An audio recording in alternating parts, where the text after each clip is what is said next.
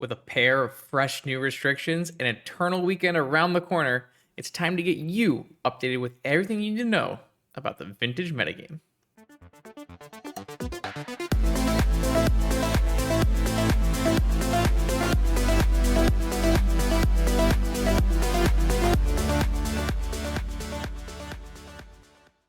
Welcome back, new and returning Vintage gamers, to the latest edition of everything you need to know about Vintage, a metagame overview series, this time ahead of Eternal Weekend in North America and in Europe.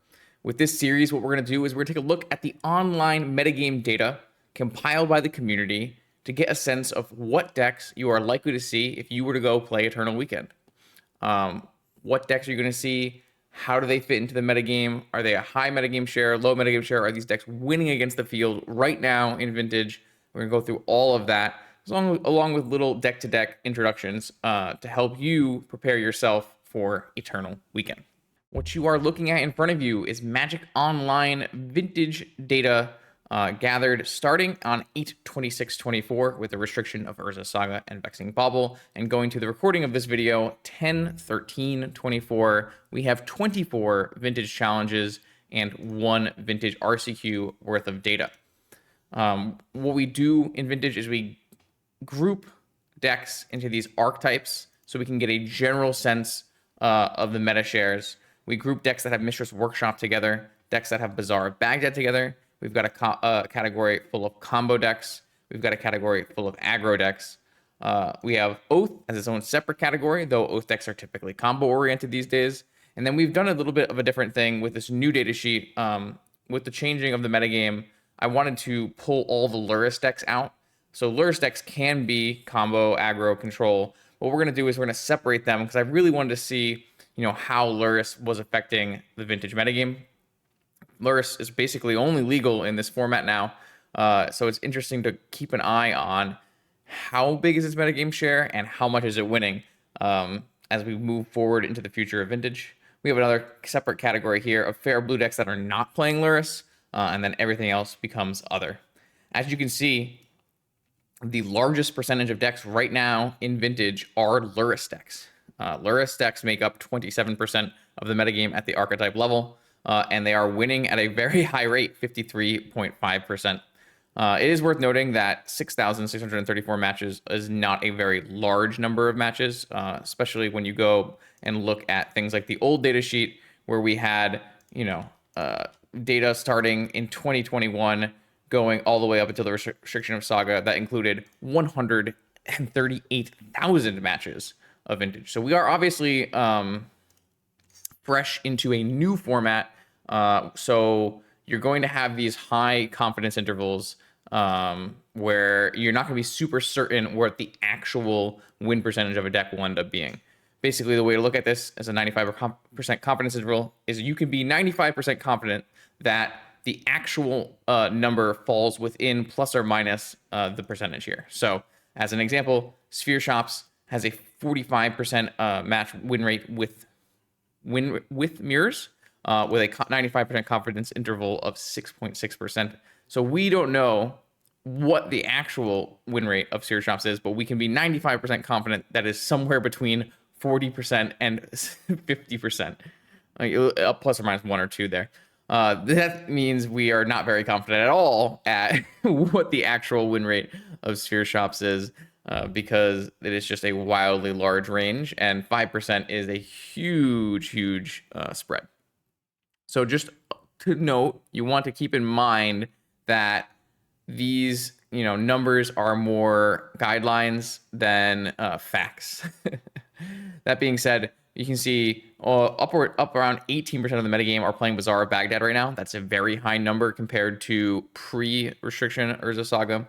16% of decks are playing workshops, but 10% of those are blue workshop decks, which is a change from previous metagames as well. And then you have a breakup of 11% combo, 14-ish percent aggro, 7% oath decks, and of course, like I said before, Lurrus is a variety of different combo, aggro, and control decks. That being said, we do break up these archetypes down into sub-archetypes and individual decks.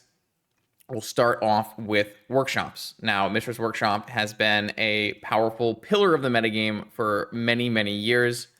Traditionally, workshop decks operated in an aggro and prison category. They are usually trying to lock the opponent out with Sphere Resistance, Crucible of Worlds plus Wasteland, Thorn of Amethyst, Trinisphere. These types of restricted cards that make it hard for your opponent to cast their powerful, typically blue spells, and then lock them out of mana with things like Null Rod on their Moxen or Wasteland on their, well, non-basic lands. Using the fast mana provided by Moxes, Mana Crypt, Black Lotus, those kind of cards, we deploy a very fast and restrictive game plan and then attack with artifact creatures that are costed below what they should cost due to Mishra's Workshop producing more mana than a typical land would. One of the primary ways of beating down these days in Mishra's Workshop decks is Patchwork Automaton. Quickly grows into a hard to remove, very large threat at the cost of tapping one land. That being said, these sphere resistance based workshop decks, which is how we're going to categorize them, have fared very poorly into the new metagame. The biggest reason is because these decks were running 4 Vexing Baubles, or 2 to 4 Vexing Baubles, I probably should say, and 4 Urza's Saga. So one of the decks that took the biggest hit from the Urza Saga and Vexing Bauble restriction was sphere-based workshop decks.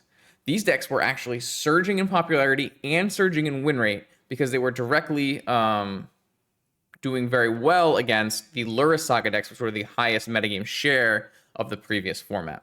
With the Vexing Bauble and Urza Saga restricted, these decks lost a lot of their power and have struggled to find a home inside of the new metagame. Only 3.6% metagame share and that 45% win rate that we were talking about. These decks are struggling in the new metagame. That being said, sphere-based workshop decks have been a pillar of the format for a while, and they're still putting up results here and there. They have the power level to compete in the format, even if they haven't exactly found their specific spot. You can build these decks in 2 very distinct ways, though those decks are starting to blend together these days. A more prison-oriented strategy utilizing Golos as a tutor for your powerful lands, or a more aggro-oriented strategy. You can even play things like Arcbound Ravager. You could play Steel Overseer, these kind of cards where you are going to attack your opponent more and restrict your opponent less, or attack your opponent less and restrict your opponent more. Those are the 2 different ways you can go about playing these sphere-based workshop decks. While sphere-based workshop decks may be struggling in the new metagame, its fellow workshop deck, Jewel Shops, is actually doing quite well. With 10% of the metagame and 52% win rate, this is one of the best performing decks and one of the most played decks in the current metagame, and the deck that won last year's Eternal Weekend. Jewel Shops is very distinctly different from sphere-based workshops in that while it plays Mishra's Workshop, its goal is fast combo. You are going to use the fast mana. Instead of playing restrictive pieces, you are going to use them to enable your combo. Now, what is this deck doing with combo? It's trying to play a turn 1.5 or turn 2 Coveted Jewel. Coveted Jewel is a 6 mana commander card, ETB, draw 3, and it makes 3 mana of any color. It has a distinct drawback where if you are attacked by 1 or more creatures and you can't block them all, then they steal the jewel, untap the jewel, and draw 3 cards. So it's extremely bad if your jewels are stolen. However, we're going to circumvent that by trying to win the game the same turn the jewel comes down. So the jewel comes down, it can make 3 mana. You can play a Phyrexian Metamorph, have it copy a jewel, get 3 new cards, get 3 more mana, and then maybe pick it up with Paradoxical Outcome, play them all back over again. Basically draw through our whole deck until we find Time Vault and Voltaic Key, or Time Vault and Manifold Key, which is an infinite turn combo. And then from there, with infinite turns, you just attack with whatever creatures you can put together. Maybe Urza Saga Constructs, Karn the Great Creator, turning one of your artifacts into a creature, Metamorph copying your opponent's creature. It doesn't really matter. The goal is draw through your deck and then take infinite turns. This deck got a significant buff with the One Ring. The One Ring being a turn 1 play that typically is going to win a lot of games. Obviously, the One Ring will require you to pass the turn and put you exposed to other combo decks, but against decks that are trying to attack you, obviously that's not going to work very well. The One Ring gives us a significant other, plan A, where you're playing a One Ring, and then over the course of the next 1 or 2 turns, you are going to establish the combination pieces you need to draw through your deck. Obviously, the One Ring synergizes really well with Voltaic Key and Manifold Key. Does synergize pretty well with Phyrexian Metamorph as well. So you have 2 very strong avenues. Typically, your plan B or C was going to be just attack with construct tokens, but obviously the restriction of Urza Saga has made that a less reliable avenue, and you are going to, more likely than not, have to work towards your combo elements. That being said, Sink into Stupor gives you a lot of blue, both blue lands and blue spells to play your Paradoxical Outcome and pitch to your Force of Will. So this deck is a bit more consistent than you have seen in the past. It is doing the thing it wants to do more often and more successfully. That being said, it is still a rather fragile situation where you are at risk of being locked out of your primary game plans by cards like Null Rod and Collector Oof. So things to keep in mind are those kind of hateful pieces that are going to directly stop your combo game plan. The deck itself, like I said, doing quite well in the metagame and quite well overall. A deck you should expect to see in paper, although it is a very expensive paper deck. Any tournament right now, 10% or so, Jewel Shops, definitely a thing to watch out for in a vintage tournament. While Sphere and Jewel Shops compose most of the Mishra's Workshop decks in the format, there are a variety of other decks that may pop up from time to time. KCI, Helm of Obedience, Combo, Mana Drain, One Ring. There's a lot of different ways you can utilize the power of Mishra's Workshop that are not directly Sphere or Jewel decks. The other major pillar that is not related to Ancestral Recall is Bazaar of Baghdad. These are typically graveyard-based pseudo combo decks that really heavily rely on the broken Arabian Nights card Bazaar of Baghdad. The main one being Dredge at 15% of the metagame, one of the most common decks in the entirety of the format. Has a slightly below 50% win rate right now, but is a very common choice into the current metagame. Dredge is a hard to classify deck because it doesn't typically play Magic in a typical way. You are going to have to mulligan to your Bazaar of Baghdad. It is pivotal that your starting hand has a Bazaar of Baghdad. So to facilitate that, you have the London Mulligan and you have Serum Powder, and you will mulligan until you find a hand with Bazaar, and the other cards don't typically matter. Though as long as you have a Bazaar, you can enact your game plan. Your game plan, tap Bazaar, put Dredgers in the yard, cards like Golgari Grave Troll, Stinkweed Imp, Golgari Thug, and Shambling Shell. These cards replace your draw step and dredge cards into your graveyard directly from the top of your deck.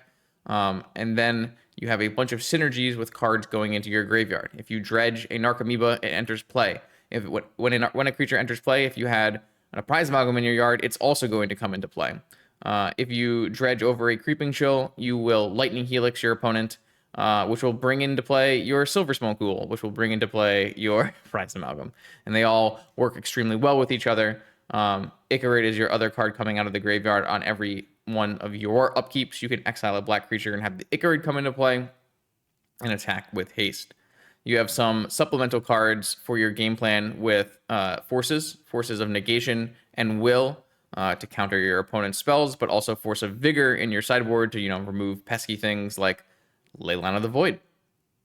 All for free because you are not going to play any spells that cost mana. All of your spells will either come out of your graveyard or cost 0. Another one of your 0 mana cost spells, Hollow One. Once you've activated your Bazaar and discarded 3 cards, this card costs 6 less, so it's just a free 4/4. You also have Grief, the infamous elemental incarnation, 0 mana pitch and get a card out of your opponent's hand. You have a very concentrated game plan on Bazaar of Baghdad in your graveyard, so you're going to play 4 Noxious Revival. Free, put a card from your graveyard on top of the deck. This is mostly going to be used to put Bazaar of Baghdad that have been wastelanded on the top of your library, but it could always time walk your opponent by putting, I don't know, a fetch land on top of their library, or maybe you need to rebuy a pivotal card like a Force of Vigor from your yard to remove something. You could do that as well. This deck is all in and vulnerable. So this is going to suffer against decks that are attacking the graveyard, have cards like Leyline of the Void in the sideboard. It's going to need to really have, 1, access to the graveyard, 2, be able to cast free spells, and 3, be able to tap Bazaar of Baghdad. Now, you could theoretically, pitch cards to hand size, but that's going to end up being very slow in Vintage. So it's very important that you have the ability to activate your Bazaar. If something like a Pithing Needle is in play, naming Bazaar of Baghdad, you're going to really have to try to remove it with Force of Vigor or counter it before it happens. This deck is a historical pillar in Vintage, has always really existed as a viable game plan, and it's always going to be better the worse people think it is. If people think Dredge is being played less, or Dredge is not very strong, and they start trimming graveyard hate from their sideboard, that is when Dredge will be at its peak. Dredge is also a deck you're likely to see in paper because it is not a very expensive deck.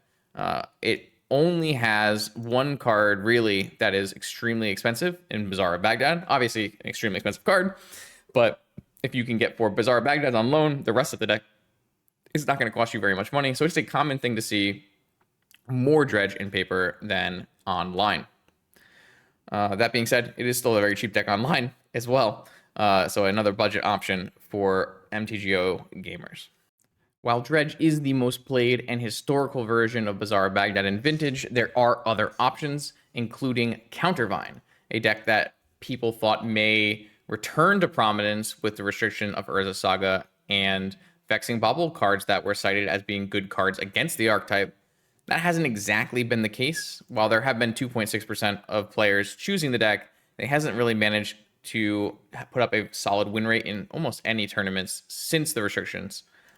This deck will likely still see some play in paper, as it is a Bazaar of Baghdad deck, which makes it somewhat easier to acquire than a deck like, say, Jewel Shops that has tons and tons of pieces of expensive hardboard. This is going to be a Bazaar of Baghdad deck that, once again, mulligans for Bazaar of Baghdad as its primary way to play the game. You want to keep a hand that has Bazaar of Baghdad. If you don't have Bazaar of Baghdad, you mulligan. Once you have a Bazaar of Baghdad, we are going to try to offset the card disadvantage of draw 2, discard 3 by discarding Master of Death and Squee Goblin Nabob, which come back to your hand every upkeep. We're going to basically use these Masters and Squeeze as a way of offsetting all the different types of card disadvantage in our deck, Bazaar of Baghdad being the main one, but also all of our free spells that cost an additional card instead of mana. So you have Force of Will, Force of Vigor, Force of Negation, Subtlety. These cards all are pitch spells that you need to put another card into them to have them be cast for free. That will be okay if we can continue to regrow our Masters and our Squeeze from our graveyard every turn and discard them with Bazaar of Baghdad. Now, this is a bit of a fragile engine. If someone's disrupting your Bazaar or your graveyard, we're going to lose that avenue of keeping those cards in our hand. So we need to tempo our opponent out accordingly. The way we're going to do that is play 0 mana 4/4s, Hollow Ones. And then we are going to try to return Vengevines that we discarded with our Bazaar by discarding Blazing and Basking Root Wallas for free. You can put them into play with Madness, and that will return Vengevine. If our opponent is attacking us with Wastelands, we have Noxious Revival. That's another way to rebuy one of our 4 Bazaar of Bagdads. This deck is really an interesting deck in the sense that it plays kind of like a tempo deck in other formats. Think of something like Delver. But it doesn't use any mana. This deck, while it has been struggling, like I said, is a deck that you are likely to see in a tournament, so you need to be aware of how to attack this deck via the graveyard or by stopping Bazaar of Baghdad. Things like Needles and Wastelands, those are the ways to attack this one. This is also the deck that really pushes people to have Tabernacle of the Pendrel Veil in their sideboard. Tabernacle being played almost exclusively for decks like this, where they put 12 power into play for free, but doesn't have any mana to pay for them if they get Tabernacle taxed. Leaving the Bazaars of Baghdad behind, we enter the blue combo decks, where there are quite a few viable options. The most consistent of those options, Doomsday, with a 5% meta share and a 52% win rate, a deck that is consistently looking to kill your opponent on turn 2.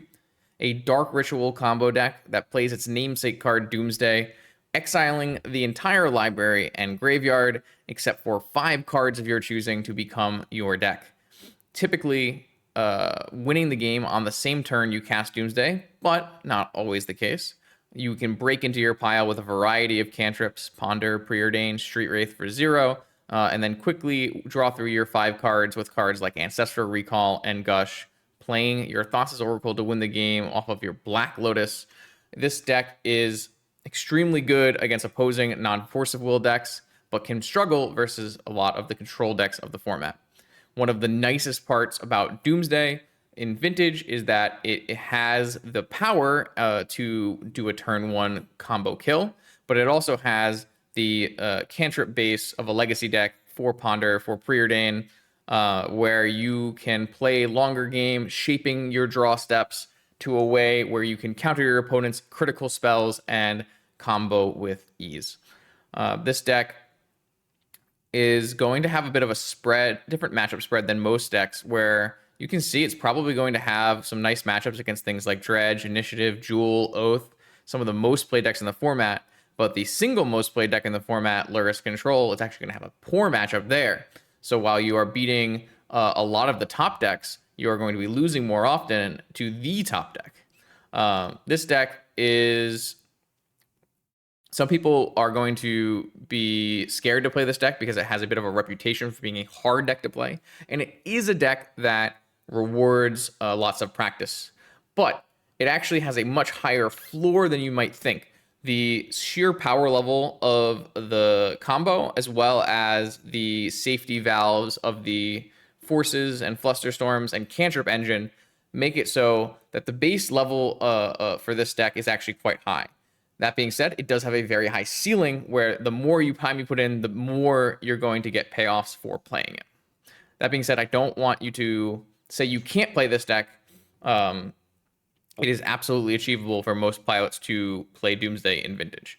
I think, especially with the amount that you will break through your pile on the same turn, in Legacy, you have a lot of pass the turn piles where you make your Doomsday pile and then you have to pass, and you have to think about how your opponent can disrupt your pile and your life total during their turn. That doesn't happen as much in Vintage because of the power of Ancestral Recall and Gush drawing through your 5 cards and quickly and winning the game on the same turn that you cast Doomsday. While Doomsday is the most played combo deck, it is not the only one. One of the combo decks surging in popularity right now with 3% meta share and a high win rate, Underworld Breach. This deck doesn't have a stock standard list. While Doomsday is played by a very few proficient pilots, there's more of a very stock and sorted out list. Breach is a bit more experimental. As long as you are playing your Underworld Breach, Brain Freeze, Black Lotus, or Lotus Petal combo, the other pieces inside of your blue, red, black Grixis shell are kind of up to you and can be tuned for the metagame. The combo itself, Underworld Breach, you mill over your deck with Brain Freeze, and you can keep replaying Brain Freeze with your Black Lotus, and then you mill over your opponent's deck, and then Ancestral Recall targeting them to win the game on the same turn. Besides that, we have to choose what kind of cards best fit that shell. Usually combo and controlling cards. So you will see, Force of Will, sometimes you'll see Pyroblast, removal spells, and other counter magic. But you might also find cards like Ponder to help you find your pieces. And it might even be inside of a Tinker shell where you have an additional combo of Tinker plus Bolus Citadel, putting directly into play Bolus Citadel, where you will typically play off the top of your deck all in one turn and win.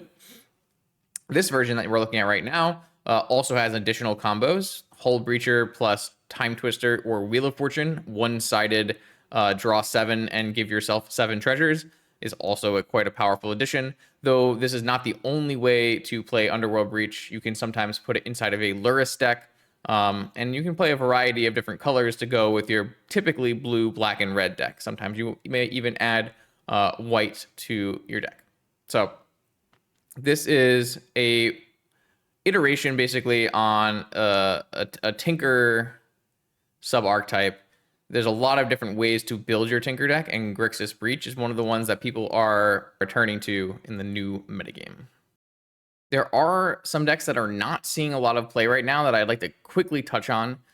Oops All Spells is historically been one of the worst performing archetypes that we have a name for in Vintage. That being said, it just top 8'd in Eternal Weekend over in Asia. This is a deck, a turn 1 combo deck that doesn't play any lands, so you can play Undercity Informer and Balustrade Spy or Goblin Charbelcher to go for a turn 1 win. Beseech Storm, another deck that hasn't seen a lot of play recently, uses the card Beseech the Mirror and Dark Ritual to go for Yogg-Will Tendril kills. And then Tinker as a whole consists of lots of different styles of deck, usually in like an Esper color, but can sometimes play the card Paradoxical Outcome and sometimes doesn't. Let's take a quick peek into Paradoxical Outcome just so you have an idea of various Tinker styles. This is a list that I recently just went 4-2 with, but it's a deck that's fallen very out of favor in the last few years, but it has a very powerful past in Vintage. Basically, we're going to use our Mox Opal, Moxen, Soul Ring, Mana Vault, Mana Base with Mana Crypt to cast Paradoxical Outcome, targeting all of our Moxen, picking them up and putting them back down. Basically, the Moxen being able to come up and down is going to basically reduce the cost of this 4 mana spell, and we're going to draw cards along the way. A lot of times, a Paradoxical Outcome for at least 3 result in another Paradoxical Outcome for 3, and another Paradoxical Outcome for 3, and once we draw through our deck, we just need to find a way to win from there. Typical ways to win are things like activating Bolas's Citadel with 10 permanents, sacking the Bolas's Citadel, and then replaying all of those permanents with Yawgmoth's Will and activating Citadel again. Or a little bit simpler, casting Monastery Mentor in the middle of your combo, getting a bunch of Mentor tokens by casting Moxen, and then casting Time Walk to take an extra turn and attack for lethal. There are different ways to build PO and of course, different ways to build Tinker decks. This is a kind of traditional Esper variant where you're playing removal spells out of white, maybe planeswalkers like Narset, Teferi, and Karn. But you can actually play this deck blue-black. You can play this deck mono-blue.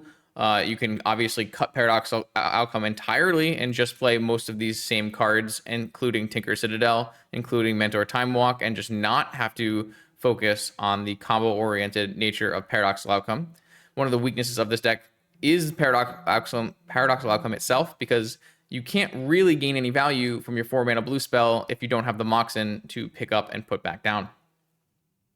That being said, this is a beloved deck by a large swath of Vintage enjoyers. It's a very Vintage feeling deck in that you're doing a lot of actions and picking up and drawing a lot of cards.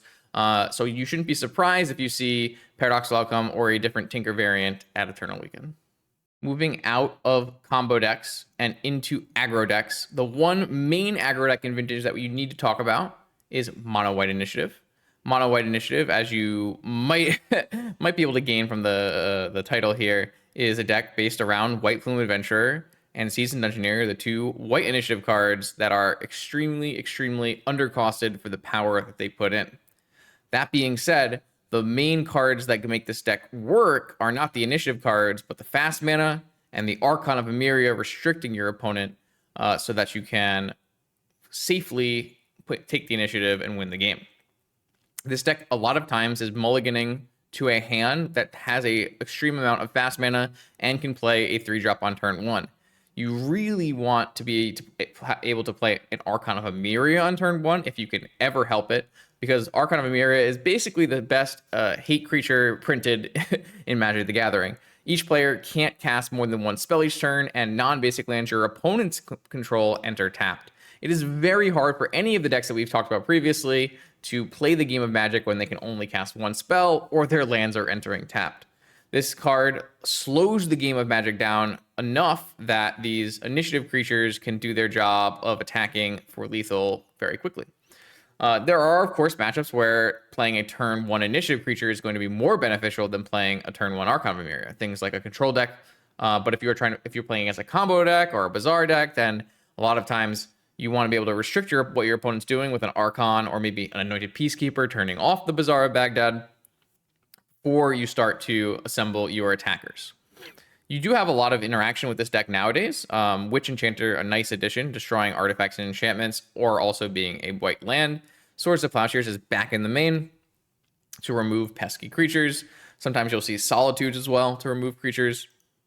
Cavern of Souls is a big deal in this deck. Making your initiative creatures or your Archon uncounterable can lead to very tough matches for blue decks in the format. A lot of the blue decks in Vintage historically have relied on Force of Will to counter problem creatures, but if you have a Cavern, they can't do anything about it, which is actually forcing them and most of the decks in the format to play more removal now than they've ever had before. It might be the most removal heavy Vintage format I've seen in quite a few years. So like I said, you're going to mulligan to your fast mana, and you want to play a turn 1 Archon, Anointed Peacekeeper, initiative creature. Your sideboard is going to have some heavy haymakers for different matchups. You need those null rods to beat the jewel decks we talk about. You need those ley lines to beat the dredge decks we talk about. Lots of your sideboard is actually going to be for those Bazaar and Workshop pillars of the format, because you should already be relatively decent versus non-combo blue decks. Combo blue decks, however, are always going to be an extreme challenge for mono white initiative. Decks like Doomsday and Breach and Tinker and PO, those decks are the ones you are going to historically struggle against. This isn't the only way to build an aggro deck in Vintage, but it is definitely the most common way and a very popular way. A 12% meta share post restriction and a very solid 50% win rate. This is a choice by a lot of players, especially players newer to the format. They think this deck is a nice entry point to the format. I would actually be hesitant to say that, because it's a deck that is very much about understanding mulliganing and sequencing and metagame matchups. So you definitely want to do your homework and play a bunch of matches with this deck to get a feel for it. Knowing which creature to deploy on turn 1 is very important. Making sure you play your Moxen before you play your Cavern so that you don't tip off that you have a Cavern to your opponent. One of the play patterns that's appeared recently is that if you think your opponent's on mono white initiative, you actually want to counter their fast mana and their Moxen, because you're typically not going to be able to counter their creature if they have a Cavern of Souls. Things to think about when you start practicing your mono white initiative matchups. I do have some other archetypes here inside of aggro that see some amount of play. A deck you may see at Eternal Weekend is Red Prison, very similar to the Legacy, Moon Stompy, Red Stompy decks. Basically, it's going to use Magus of the Moon, Null Rod, those kind of cards to restrict you from doing your thing while killing you with aggressive red creatures. Those decks are going to typically be one of the stronger powerless decks. If people are playing Eternal Weekend without any power, without any Moxen or blue power, those are a very common choice in Eternal Weekend metagames. You may see some people try to do a similar idea with Eldrazi, or even with Merfolk. Merfolk gives you access to blue, where you can play Force of Will with your attacking creatures. So a little bit of a different avenue. Rather than restricting your opponent via prison pieces, you have that counter magic suite. That being said, all of those style decks are a lot less popular than simply mono white initiative. Oath, in a category of its own, is a very distinctly Vintage deck. Oath of Druids, only really legal here, makes it so it's a symmetrical effect, but it's not really a symmetrical effect. On each player's upkeep, that player chooses target player who controls more creatures than they do, and if they have more creatures than they do, you reveal cards off the top of your library until you find a creature, and you put it directly into play. So you don't play any creatures in your deck besides 4 Atraxa, Grand Unifier, the Flying Vigilance, Death Touch, Lifelink, find 5 to 7 cards, put them in your hand, monstrosity of a Phyrexian Angel that it is. And if your opponent doesn't have any creatures yet, you can give them creatures with the Forbidden Orchard. Tap, make a mana of any color, and your opponent gets a 1/1 colorless spirit that doesn't fly, just a 1/1 colorless spirit. But if your opponent has more creatures, like I said, you're going to get an Atraxa. So this is very much a combo deck currently. Historically, Oath decks have been both combo or control or somewhere between. Right now, you are very much a combo deck. You are going to get an Atraxa in play and then keep your opponent from casting anything, as you maybe put Show and Tell in some more Atraxas. The Atraxa is definitely what has pushed Oath into the spotlight as a contender across the world in Eternal Weekends last year. This deck gets to use some interesting ways at putting the Atraxa in play besides Oath of Druids. Historically, you would play 2 Oath creatures, and you would play some kind of card that returns your graveyard to your library, whether that's Memory's Journey or more commonly Gaia's Blessing. But now that you have Atraxa and Atraxa is Atraxa, you are going to play Show and Tell. Show and Tell lets you and your opponent put a artifact, creature, enchantment, or land from your hand into the battlefield. No card typically that they put in the battlefield is going to be as strong as an Atraxa, so that downside is a lot of times negated, especially when your Atraxa is going to put 5 or 7 cards in your hand. But you also have the option of using Flash, the restricted 2 mana spell that puts an Atraxa into play. Obviously, you have to sack the Atraxa, but 2 mana for 5 to 7 cards is well worth it. This deck is going to play a bunch of Moxen and Mana Crypt to play fast Oath of Druids and Show and Tells. So you're definitely looking at turn 1 and turn 2 combos from this deck. And a lot of times, a lot of the powerful restricted cards in blue and black to go alongside your Atraxas and your Oaths. Oko is a nice catch-all answer, can turn off things that would affect your deck typically, like Containment Priest out of the sideboard, Grafdigger's Cage out of the sideboard. Oko is an answer to all of those. Boseiju is another answer that is just nicely fit inside of your mana base, but this one is going to kill a bunch of the different cards that are affecting your Oath of Druids. This is a powerful deck that has a polarizing matchup spread as well. While you are going to be very good against blue-black Lurrus, you're actually going to be very poor against an Esper Lurrus deck that has Containment Priest. You have a pretty average matchup versus Initiative, all things considered, mostly because Initiative plays those Witch Enchanters in different ways to disrupt your Oath of Druids. And then you have a very poor matchup against combo decks, and blue combo decks are just going to be better at countering your game plan and then executing on their game plan. You have a lot of air in this deck to make sure that your Oath stuff works. So you're typically going to have a lot of struggling matchups versus things like Jewel Shops, Doomsday, Breach, and PO. That being said, you have very, very good matchups against things that don't have Force of Will, Sphere, Shops, Dredge. Well, I guess Dredge has Force of Will, but typical more creature-oriented decks, Sphere Shops and Dredge, Vine, those kind of things. You're actually going to do pretty well against those decks. Any deck that plays a bunch of creatures is definitely going to help you. Keep in mind, Oath of Druids, definitely an archetype you're likely to see. An archetype people very much like to play in paper.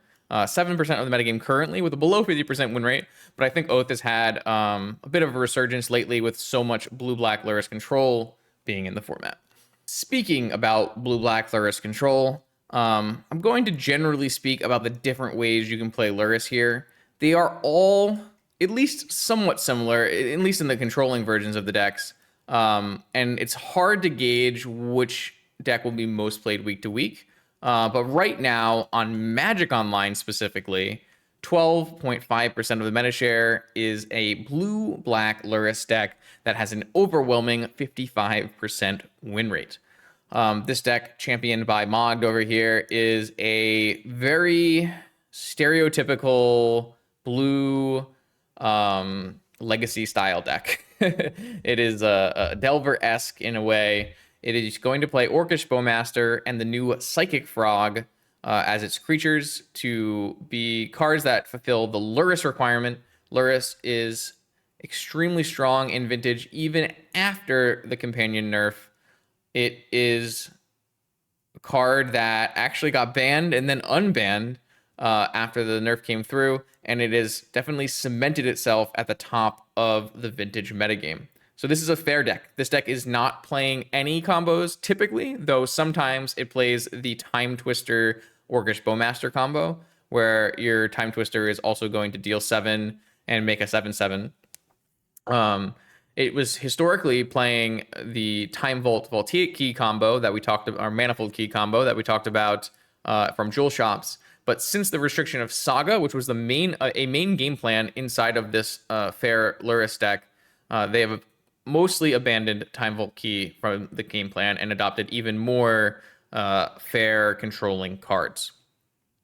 This is a deck people thought was going to get hit pretty hard by the Saga and Bauble restrictions, but it doesn't seem like this deck has gotten really any worse. If not, it might have even gotten slightly better post-restriction as it gets a nice upgrade to its mana base with lands that can actually cast Psychic Frog more reliably.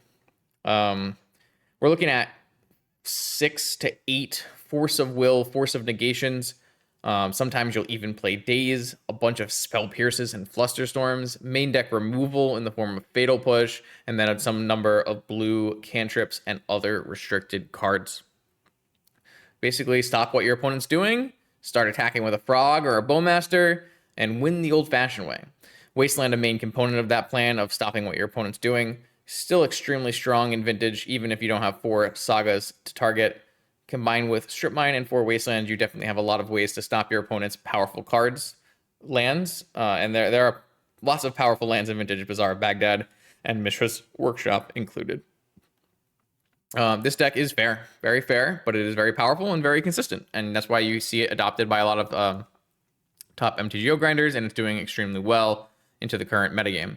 That being said, you don't have to build it blue-black. There are lots of different ways to build this deck, and lots of different ways that are finding success. If you look over here, Lurrus being a 27% metagame share, but blue-black is only a 12.5% metagame share. You have a bunch of different ways to play your Lurrus deck.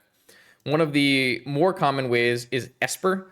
Basically, you'll take this deck and you'll add white, and by adding white, you're going to gain, very importantly, Swords to Plowshares in your main as a better removal spell than Fatal Push. You may add Lavinia as another creature to your arsenal, and you will make your mana base worse, of course, but you might change your matchup spread. While this blue-black deck doesn't have a lot of good ways to deal with Oath of Druids, your Esper version will, with Containment Priest or Seal of Cleansing, or, when you're blue-black, you don't have very many options to deal with a 2-mana enchantment. Obviously, there are a couple, but Esper is definitely a choice that people are making, especially in the most recent tournament, which was the Championship Eternal Weekend in Asia, over in Japan. The top 2 decks were both Esper variety. They were both constructed a little bit differently. This one has a Lavinia, it's got some Tamios, Lorien revealed, but the big thing here, 4 Swords to Plowshares, you're really going to make your deck more consistent at removing creatures, which can be a way that blue-black suffers. For instance, if your opponent resolves a Wormcoil Engine in blue-black, it might be very hard to work through the Wormcoil Engine, whereas if your opponent resolves a Wormcoil Engine and you're playing 4 Swords to Plowshares, it's no big deal. But you can see Containment Priest here as well. Ray of Enfeeblement, that's a nice little anti-mono white card I just saw. But you can play that in blue-black. But yeah, basically, the Esper variety of this deck had a extremely good showing at Eternal Weekend in Asia, so I would suspect that it is likely to get a bump in popularity moving forward over the next month. Here you see 4 Containment Priest, you see Lavinia that we were talking about, the white creature, and 4 Swords to Plowshares. Is that a Divert? God bless. I had the first time I've seen that. You know what? I'll leave it in. But yes, blue-black and Esper, those are your 2 main ways to play Lurrus, but I know people are experimenting with different red versions of the deck. Actually, versions with Deathrite Shaman have been performing pretty well online, and there also was a version with Deathrite Shaman in Eternal Weekend in North America, not North America, in Asia as well. See if I can find it real quickly. Maybe it's this one. Yeah, look at that. So this one is Collector Oof, Deathrite Shaman to go with your Psychic Frog and your Bowmasters. You get to get the Abrupt Decay instead of your Fatal Push, but you still have some Fatal Pushes as well. You have some additional options like Tear Asunder, which will help you deal with those Oath of Druids. So it is not as straightforward as you have to play blue-black, or you have to play Esper. You can even play green and play Deathrite Shaman. And it's even more complicated if you don't want to play Control. You can play your Lurrus deck as a combo deck. Now, there are not a lot of people in post-Saga restriction currently playing Lurrus combo decks, but the PO deck that we talked about and the Underworld Breach combo deck that we talked about can forego the Tinker and forego the Hull Breachers and the Bowls of Citadel, cut those cards from the deck, and totally play a version that fits inside of a Lurrus shell. Breach is one of the ones that is especially nice inside of a Lurrus shell, as being able to rebuy your Underworld Breach with Lurrus is a very powerful interaction. There are people playing Lurrus decks that are not any of the ones I've already talked about. Unlucky Monkey, who's a very powerful MTGO wizard, is playing a version with white sometimes, is playing a version with green sometimes. So you really can do anything you want inside of the Lurrus deck.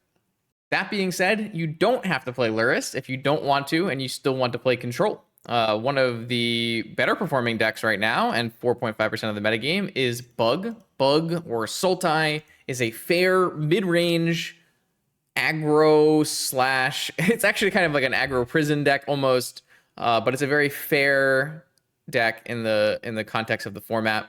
You are going to play Deathrite Shaman as a way to power out your 2 and 3 drops while wastelanding their mana. And you're going to play things like Collect Roof, which turns off artifacts, extremely powerful in Vintage. Leovold, going to make it so people can't draw more than one card each turn. Oko answers a variety of different problematic permanents. And then you have a nice set of removal spells with things like Fatal Push, Abrupt Decay, Assassin's Trophy. You have a lot of versatile answers. You can play main deck Force of Vigor as an additional way to answer artifacts and enchantments. Bug is typically underpowered in the context of the format, but it's a very good metagame call when the right things line up. When there are a lot of Bazaar running around, having Deathrite Shaman eating the graveyard and Wasteland attacking the Bazaar of Baghdad can be extremely potent. When there is a lot of workshops going around, having access to Force of Vigors and Energy Fluxes is very strong. And even your combo matchup can be pretty okay, specifically up against Doomsday. I found this matchup to be pretty challenging from the Doomsday side. You have Orcish Bowmasters and Collect Roof both kind of affect how the Doomsday player combos out. Leovold can stop the Doomsday player from winning immediately sometimes. So you have a lot of different options. This deck has kind of struggled with Mono White Initiative entering the format. Mono White Initiative puts a lot of pressure very fast and with very large creatures. You can sometimes see things like Knights of Infamy in the sideboard just because it's pro-white. So things to think about, but this is definitely a tried and true historical Vintage archetype that pops up when the metagame is correct. And maybe the metagame is correct now. We just saw just today. This is a bug list that went first place in the Vintage Challenge just today on 10/13. So always need to keep in mind bug existing and bug being a possible metagame call for fair blue mages who don't want to play Lurrus. That being said, if you want to play Lurrus and you want to play bug, you can do that too. Like I said, the Lurrus Deathrite Shaman deck, you lose out on some of your powerful cards like Leo and Oko, but you gain Lurrus, which can sometimes be totally worth it. There are other variants of blue control decks popping up. They're not really pronounced enough right now for me to go over them in super detail, but there are like blue-white initiative decks that play Hull Breacher but don't play Tinker. There are some Jeskai decks that don't play Lurrus, so there's things like that you can do in a blue controlling environment, but nothing is totally solidified itself into the current post-Saga metagame. You also could build your deck like the Legacy Scam deck, the Grief Reanimate deck. That hasn't really solidified itself in Vintage either. It has shown up a couple times with nice placements, but nothing concrete yet. That being said, there is still, over a month before the event, so it could always appear. And I don't want to, I don't want anyone saying I didn't have it in the video if Scam just randomly starts winning in Vintage. In fact, I even won a Vintage challenge with the Scam variant. So that is a wrap up of our current decks. If you go down here, we can see that the Vintage metagame is starting to really get pronounced. Dredge is the most played deck on this chart, but that's only really because Blue-Black and Esper Lurrus are separated. If Blue-Black and Esper Lurrus were combined, they'd have 70 more plays than Dredge. And it's weird because Blue-Black and Esper Lurrus are very much play out the same way, but their matchup spreads are very different. Like I was talking about earlier, you have a bad Oath matchup, for instance, as Blue-Black, but a good Oath matchup as Esper. So I think in the context of this data sheet, especially when you go to things like matchup graphs, it's very important to separate Esper and Blue-Black. But when you're talking about like overall metagame share, maybe them being combined is more useful. It's a little bit hard to tell. So you can just say Esper controlling decks, Lurrus controlling decks at the top of the metagame. Dredge is seeing a lot of play. Initiative, Jewel, Oath, and Doomsday rounding it out. Obviously, Lurrus decks, both Esper and Blue-Black, and even the other various Lurrus archetypes are all doing very well. And then followed by Jewel, I would say, is the second best performing deck, and then Doomsday. Once you start getting past those decks, you're getting into, much lower play rates and higher confidence intervals. So as of recording on 10/23, I would say the best performing deck, Esper Lurrus, the second best performing deck, Jewel Shops, the third best performing deck, Doomsday. But really, any of these highly played decks has the chance to win Eternal Weekend in NA or in EU, and it'll be very interesting to see how the metagame evolves in the coming month before those events. If you want to learn more about these decks, I plan on releasing a video series before Eternal Weekend. It will be called A to Z Challenge or A to Z Introductions or something along those lines. What I am planning to do is I want to do a one match video plus an intro where I take each deck and kind of do a similar thing that I did here, where I talk about the deck and how it works. But I'm going to give you a stock list, go over the matchups a little bit more in detail, and then at least play one game or one match of very good gameplay that shows what the deck is trying to do. That way, we can have a catalog of all the decks in Vintage, and I can point you to an introductory video to see, what would I be interested in playing this deck? Is this deck for me? That is my major goal in the next month or so. So hopefully I will be able to get that to you before Eternal Weekend, and people will hold me to that. I'm excited to do it. I think it's a super cool idea, and I hope that it will be extremely helpful, just as I hope this video was helpful to all of you looking to know what's going on in Vintage before Eternal Weekend. If you are interested in Vintage gameplay content, make sure you check out this YouTube channel, subscribe so you don't miss new videos on Monday, Wednesday, and Friday. I'll see you then.